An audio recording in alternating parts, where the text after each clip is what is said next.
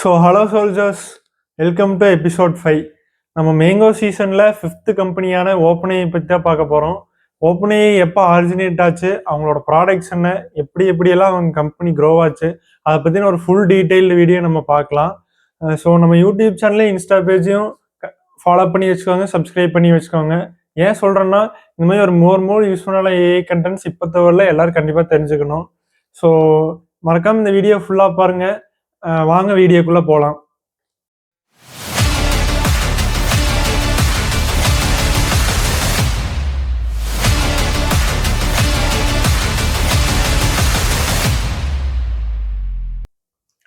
Soldiers, நீங்க imagine பண்ணி பாருங்க, நீங்க ஒரு கம்ப்யூட்டர் கூட பேசிட்டு இருக்கிறீங்க.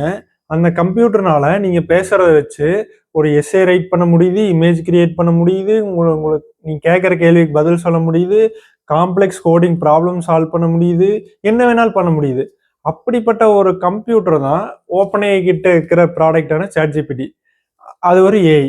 அந்த ஏஐனால அவ்வளோ பண்ண முடியும்.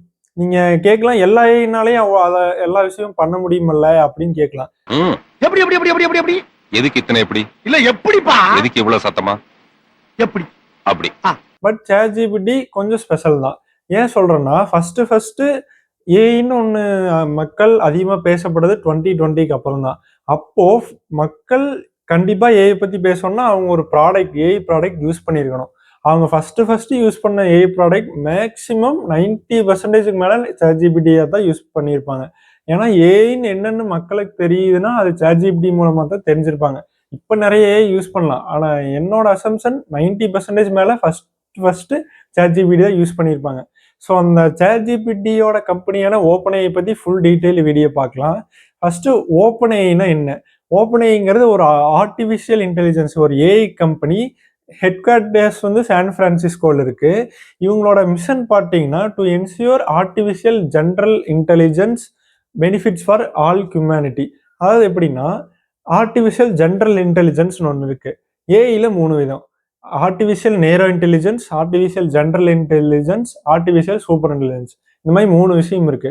3க்கும் ஒவ்வொரு பர்ஃபார்மன்ஸ் இருக்கு. ஒவ்வொன்றும் ஒவ்வொரு விதமான டாஸ்க் செய்யும். எல்லாமே ஒவ்வொன்றும் ஒவ்வொரு விதமாக பர்ஃபார்ம் பண்ணும். ஸோ ஏஜிஐ, அதாவது ஆர்டிஃபிஷியல் ஜென்ரல் இன்டெலிஜென்ஸுங்கிறது ஒரு நார்மல் ஏஐ. நீங்கள் ஒரு ஒர்க் கொடுத்தீங்கன்னா அந்த ஒர்க்கை பண்ணும். நீங்கள் ஒரு ப்ராப்ளம் கொடுத்தீங்கன்னா அதை சால்வ் பண்ணும். பட் ஏஜிஐ ஒரு ஸ்டெப் மேலே போய் நீங்கள் பேசுகிறத அதை கேப்சர் பண்ணி வச்சுக்காது. நீங்கள் எப்படி பேசுகிறீங்க, அதுக்கிட்ட எப்படி கொஸ்டின் கேட்குறீங்க, அதை ஃபுல்லாக உங்களை மொத்தமாக அனலைஸ் பண்ணி வச்சுக்கோ அந்த ஏஜிஐ. அதைத்தான் அவங்க இந்த ஓப்பன்ஏஐ கம்பெனி ஃபஸ்ட்டு ஃபோக்கஸ் பண்ணாங்க. அது ஏன் இதை ஃபோக்கஸ் பண்ணுற காரணம்னா, பிகாஸ் நீங்கள் ஒரு ஏஐ கிட்ட கொஞ்ச நாளாக கொஸ்டின், டவுட்ஸ் ரெகுலராக ஒரு ஏஐ யூஸ் பண்ணுறீங்கன்னா, நெக்ஸ்ட் அதுவே அசம்ஷன் பண்ணிக்கும். நீங்கள் ஒரு டவுட் கேட்டீங்கன்னா உங்களுக்கு இந்த இடம் தான் புரியாமல் இருக்கிறதுக்கு வாய்ப்பு இருக்குது. பிகாஸ் நீங்கள் இவ்வளோ நாளாக ஒரு கொஸ்டின் கேட்டிருந்தீங்கன்னா அந்த கொஸ்டின்ல எந்த இடத்துல உங்களுக்கு புரியல, ஃபார் எக்ஸாம்பிள் நீங்கள் ஒரு சம்மில் ஃபார்முலா உங்களுக்கு புரியலைன்னா, அப்போ இன்னொரு சம் கேட்டிங்கன்னா ஃபார்முலா ஃபஸ்ட்டு பர்டிகுலராக எக்ஸ்பிளைன் பண்ணும். பிகாஸ் நீங்கள் முதல்லையே கேட்டிருப்பீங்க, ஃபார்முலா தான் எனக்கு புரியலன்னு. அதை நீங்கள் கொஞ்ச நாள் யூஸ் பண்ண அதுவே உங்களை அனலைஸ் பண்ணி வச்சுக்கும். நெக்ஸ்ட்டு பிகினிங் ஆஃப் ஓப்பன்ஏஐ பற்றி பார்க்கலாம். ஓப்பன்ஏஐ வந்து டிசம்பர் 2015 ஸ்டார்ட் பண்ணுறாங்க. எலான் மஸ்க், சாம் ஆல்ட்மேன், இந்த மாதிரி ஒரு 6 ஃபவுண்டர்ஸ் சேர்ந்து ஓப்பன்ஏஐங்கிற கம்பெனியை ஸ்டார்ட் பண்ணுறாங்க. ஸ்டார்ட் பண்ணதுக்கப்புறம் அவ்வளோக்கா அவங்க ப்ராடக்ட்ஸ் யூஸ் பண்ணலன்னு தான் சொல்லி ஆகணும். மக்கள் ஏஐ அதிகமாக பேச ஆரம்பிச்சு 2020க்கு அப்புறம். அதுக்கப்புறம் அவங்களோட சூப்பர் ப்ராடக்டான சாட்ஜிபிடி எல்லாரும் யூஸ் பண்ணுறாங்க. எல்லாரும் யூஸ் பண்ணதுக்கப்புறம் ஓப்பன்ஏஐ பற்றி தான் அதிகமாக பேச ஆரம்பிக்கிறாங்க. ஏன்னா ஃபஸ்ட்டு மக்கள் ஏஐனா என்னன்னு தெரிஞ்சுக்கிட்டது சாட்ஜிபிடி தான். மேக்சிமம் ஆஃப் பீப்புள் ஏஐனா என்னன்னு தெரிஞ்சுக்கிட்டது சாட்ஜிபிடியாக தான் இருக்கும். அவங்க கம்பெனி ஸ்டார்ட் பண்ணும்போது ஜஸ்ட் $1 பில்லியன் செலவழிச்சு ஒரு ஸ்மால் கம்பெனியாக, நான் ப்ராஃபிட் கம்பெனியாக ஸ்டார்ட் பண்ணுறாங்க. பிகாஸ் அவங்க கம்பெனி ஆரம்பிக்கும் போது அவங்களுக்கு பெருசாக ப்ராஃபிட்டே கிடைக்கல. அந்த மாதிரி தான் அவங்க ஸ்டார்ட் பண்ணி 2020க்கு அப்புறம் ரொம்ப பெரிய லெவலில் ஃபேமஸ் ஆகிறாங்க. ஏன் அந்த மாதிரி ஃபேமஸ் ஆகிறான்னு கேட்டிங்கன்னா, 2020க்கு அப்புறம் மக்கள் ஏஐ அதிகமாக யூஸ் பண்ண ஆரம்பிச்சிட்டாங்க. ஸோ அப்போ ஏஐ அதிகமாக யூஸ் பண்ண அவங்க ஏஐ டேட்டா சென்டர்ஸ் அதிகமாக பில்ட் பண்ண வேண்டியதாக இருக்கும். ஏஐ டேட்டா சென்டர்ஸ்க்கு வேண்டி நிறையா ஜிபியூஸ் வேணும், நிறையா மோர் எலக்ட்ரிசிட்டி வேணும், மோர் பவர், கூலண்ட்டுக்கு நிறைய வாட்டர் தேவைப்படும். இந்த மாதிரி நிறைய தேவைப்படும்னு சொல்லியிருப்பேன் டேட்டா சென்டர்ஸ் வீடியோவில்.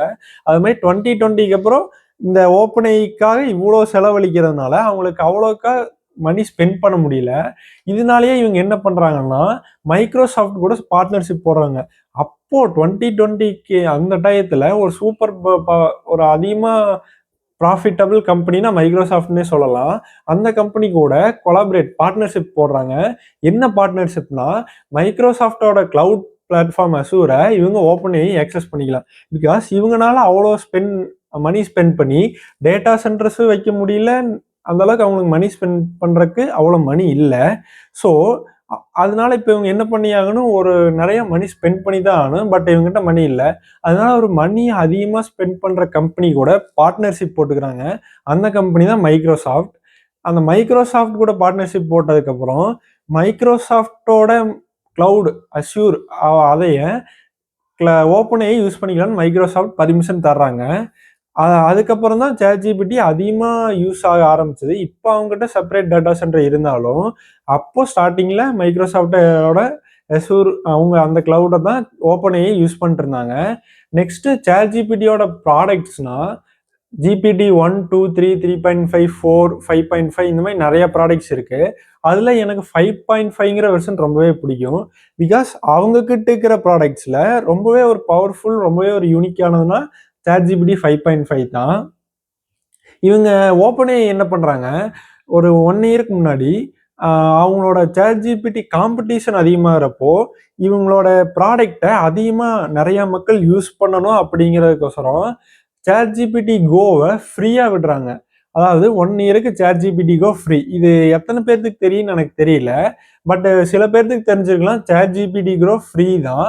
அவங்க ஃப்ரீயாகவே கிளைம் பண்ணியிருப்பாங்க. எல்லாரும் ஏஐ ஃப்ரீ வெர்ஷன்ஸ் யூஸ் பண்ணால் சர்டைன் லிமிட் இருக்கும். ஆனால் இவங்க மட்டும் கோ சப்ஸ்கிரிப்ஷனை ஃப்ரீயாக விடுறாங்க 1 இயருக்கு மட்டும்.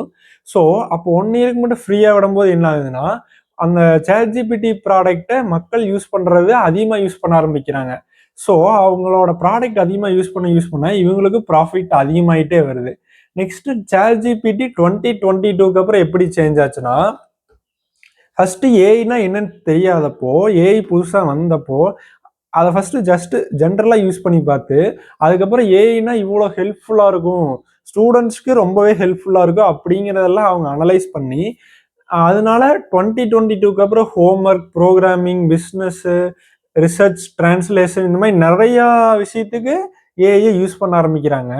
அதுவும் பர்டிகுலராக ChatGPT-யை அதிக மக்கள் பீப்புள்ஸ் அதிகமாகவே யூஸ் பண்ணுறாங்க. நெக்ஸ்ட் ஓப்பன் ஏஐ கிட்ட டேலி, சோரா, கோடெக்ஸ் இந்த மாதிரி ஒரு ப்ராடக்ட்ஸும் இருக்கு. அதுல கோடெக்ஸை பத்தி நான் கண்டிப்பா சொல்லியே ஆகணும். ஏன்னா ஏஐனா என்ன, நீங்க ஒரு நிறைய டேட்டாவை ஒரு இடத்துல ஸ்டோர் பண்ணி அதைய எடுத்து அதுக்கு ஒரு ஏஐன்னு ஒன்று வச்சு அந்த டேட்டாவை பூரா எடுத்துட்டு வந்து உங்களுக்கு சொல்றது ஒரு ஏஐ. பட் அதுல வந்து எல்லா விதமான டேட்டாவும் இருக்கும். இப்போ நார்மலா யூஸ் பண்றீங்கன்னா நீங்க என்ன கேள்வி கேட்டாலும் சொல்லும், என்ன டாஸ்க் கொடுத்தாலும் பண்ணும். பட் கோடெக்ஸுங்கிறது கோடிங்க்கு மட்டும்தான், கோடிங்னே ஸ்பெஷலா மேட் பண்ணுது. பிகாஸ் நார்மல் ஏஐ கிட்ட நீங்க ஒன்று கேட்கறக்கும் ஒரு கோடிங்னே ஒரு கிரியேட் பண்ண ஒரு பில்ட் பண்ண ஏஐ கிட்ட நீங்க ஒரு கொஸ்டின் கோடிங் கேட்கறக்கும் வித்தியாசம் இருக்கு. பிகாஸ் நீங்க ஒரு நார்மல் ஏஐ கிட்ட கேட்கும்போது அதுக்கு நிறைய விஷயம் தெரிஞ்சிருக்கும். ஸோ அது கரெக்டாக தான் சொல்லும்.